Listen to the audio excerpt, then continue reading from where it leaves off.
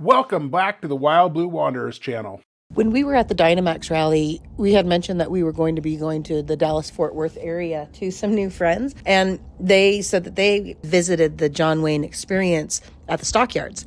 And they highly recommended it. So Ashley looked it up on her app. Bring Fido. And we found out it was dog friendly. So we decided, let's go.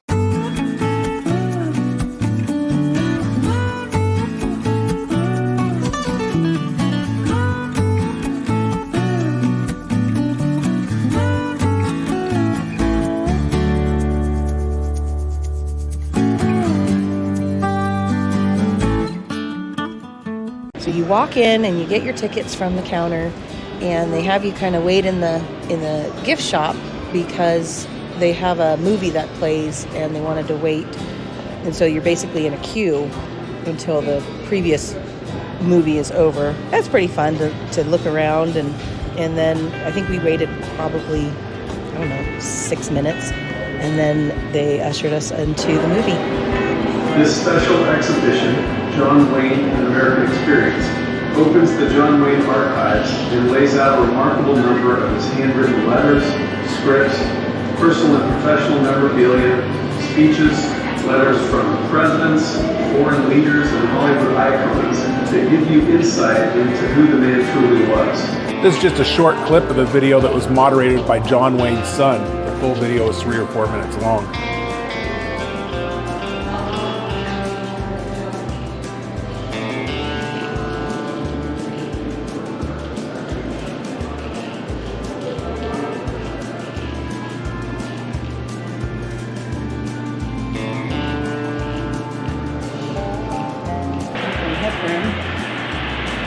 Here's your usual, Mr. Wayne. Thank you. Oh, bring me some ketchup. Right.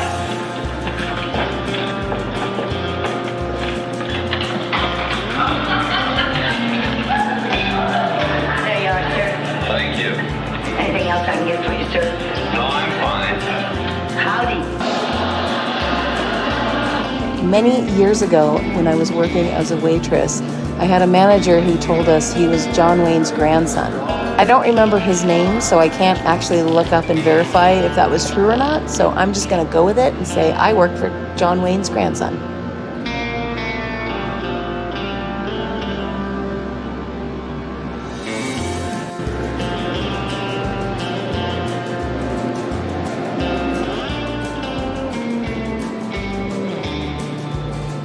The exhibit includes quite an extensive collection of costumes and props that were used in many of his iconic roles.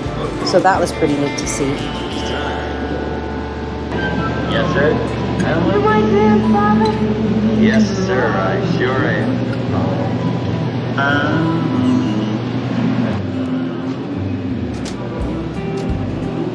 John Wayne's career began in 1907, where he mainly worked on films as an extra, prop man, and a stunt man. Then in 1926, he went on to play some minor roles, and finally in 1930, he landed the lead role in The Big Trail. It took him a while to rise to stardom, which finally came when he starred in Stagecoach in 1939. One of my favorite roles was when he played Rooster Cogburn in True Grit, a role for which he actually won the Academy Award for Best Actor. I think my favorite movie is McClintock, where he played George Washington McClintock. John Wayne starred in his final film, The Shootist, in 1976, which ended his acting career that spanned from 1926 to 1976, an impressive 50 years. This Pontiac Grand Safari station wagon was the Duke's last daily driver. He had it modified by George Barris in 1975. He asked him to raise the roof so he could just slide right into the car without having to bend over. I can relate to that. It also made it so he didn't have to remove his cowboy hat when he got in and out. Didn't want to stoop his head. Just wanted to slide right in.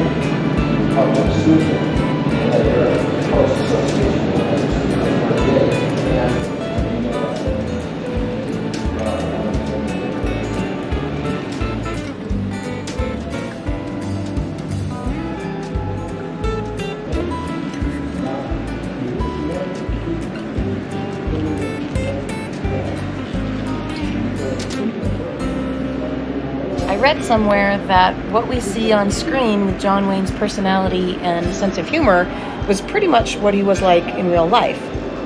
John Wayne was married a few times and divorced a couple times, and so had a pretty large family with 7 children and lots of grandchildren and great-grandchildren.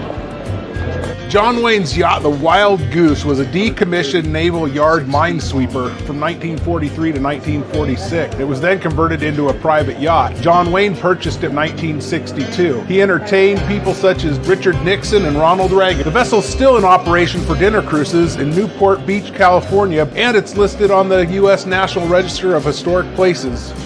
There was a display with 16 of John Wayne's favorite hats. That was pretty cool to see. They had everything from Stetsons to fedoras, and then it also surrounded a scene that you could pose with John Wayne.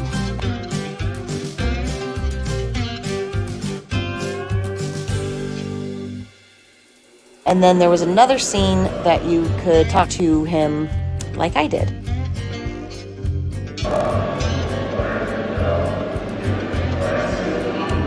This is John Wayne's tooled leather director chair with the word Duke on the backrest. He received this personalized chair from John Ford while filming Big Jim McLean in 1952 in Hawaii.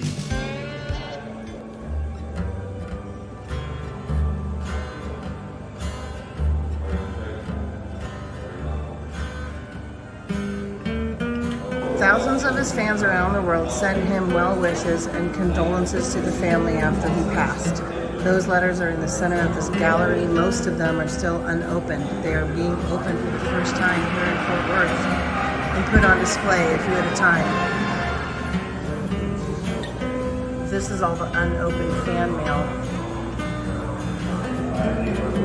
that they're just opening now and displaying. He was a dedicated actor, director, and father. He loved his family, protected his friends, and respected his opponents. John Wayne is the United States of America.